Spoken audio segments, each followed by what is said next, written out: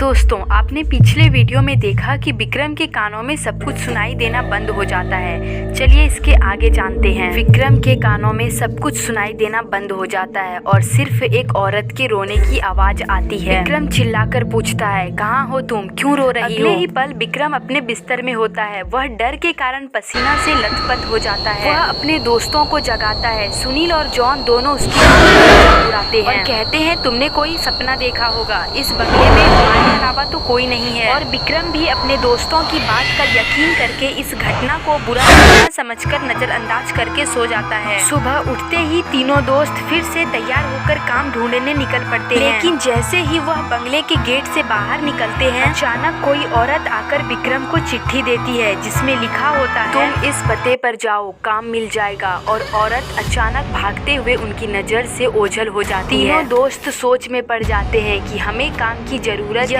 इस औरत को कैसे पता चला? लेकिन तीनों को काम की बहुत जरूरत थी। उन्हें लगता है कि भगवान ने उनकी मदद करने के लिए किसी को भेजा होगा और तीनों उसी दिशा में आगे निकल जाते हैं जहाँ का पता उस कागज में लिखा होता है। यहाँ पहुँचते ही उन्हें एक बहुत ही बड़ी बिल्डिंग दिखाई देती है। दरअसल ये बहुत बड़ी कंपनी होती है। तीनों कंपनी के गेट पर पहुँचते हैं और वहाँ के सिक्योरिटी गार्ड को चिट्ठी दिखाते हैं। सिक्योरिटी गार्ड चिट्ठी नियुक्ति विभाग के पास भेज देता है और जैसे ही प्रबंधक को वह चिट्ठी मिलती है तो उसमें उसके मालिक का हस्ताक्षर होता है। वह उन तीनों से पूछता है, आप हमारे मालिक को कैसे जानते हैं? तभी विक्रम जवाब देते हुए कहता है, मैं तुम्हारे बॉस का दोस्त। अब प्रबंधक के पास इनको काम न देने के अलावा कोई विकल्प नहीं होता। इस कंपनी के मालिक का हस्ताक्षर जो उस चिट्ठी पर मौजूद था। कंपनी के मालिक 7 दिनों की ट्रिप पर विदेशी कंपनियों के दौरे पर थे और उस बीच उनसे कोई संपर्क नहीं था। इसलिए प्रबंधक ने उन तीनों को काम पर रख लिया और उन्हें अपने साथ काम दिखाने के लिए ले गया। लेकिन विक्रम अचानक ही दूसरे रास्ते की तरफ मुड़ जाता है और वह सीधे बॉस के चैम्बर के सामने पहुंचता है और दरवाजे के ताले को पासवर्ड से खोल देता है। कंपनी का प्रबंधक यह देखकर आश्चर्यचकित रह जाता है। उसे यकीन नहीं होता कि जो पासवर्ड केवल कंपनी के मालिक को पता है वह इसे कैसे पता चला। अब प्रबंधक उसे कोई खास आदमी समझने लगता है। उसे पूरा यकीन हो जाता है कि हो न हो यह व्यक्ति बॉस ने ही भेजा है और वह उसे बिना रोके अंदर जाने की इजाजत दे देता है। जॉन और सुनील यह सब देखकर समझ नहीं पाते हैं कि विक्रम को यह सब कैसे पता चला। तभी अचानक विक्रम सभी को बॉस के चैम्बर से बाहर जाने को कहता है और चैम्बर का दरवाजा बंद कर देता है। कुछ ही घंटों के बाद प्रबंधक को बॉस का फोन आता है और बॉस प्रबंधक से पूछता है कि मेरे कंप्यूटर को किसी ने इस्तेमाल किया था। तभी प्रबंधक सारी बात बता देता है। बॉस गुस्से से मैनेजर को बोलता है, जल्दी से जाओ और उसे रोको, नहीं तो मैं बर्बाद हो जाऊंगा।